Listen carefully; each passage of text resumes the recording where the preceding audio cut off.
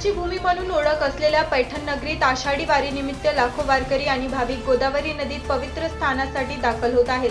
मात्र शहरातील सांडपाणी थेट गोदावरी नदीपात्रात मिसळत असल्याच्या तक्रारींमुळे वारकरी आणि नागरिकांमध्ये तीव्र नाराजी व्यक्त होत आहे.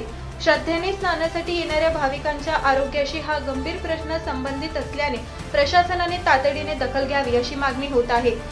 ज्या गोदावरीत श्रद्धेने स्नान करतो त्याच नदीत सांडपाणी का, असा संतप्त सवाल अनेक वारकरी उपस्थित करत आहेत. स्थानिक नागरिकांच्या म्हणण्यानुसार शहरातील काही नाल्यांचे सांडपाणी कोणतीही प्रक्रिया न करता थेट नदीत सोडले जात आहे.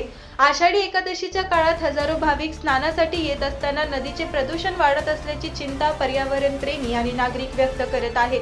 वारकऱ्यांच्या श्रद्धेचा आणि सार्वजनिक आरोग्याचा प्रश्न लक्षात घेऊन संबंधित यंत्रणांनी तातडीने पाहणी करून सांडपाणी नदीत जाणे थांबवावे, तसेच दोषी आढळल्यास योग्य ती कारवाई करावी अशी मागणी होत आहे.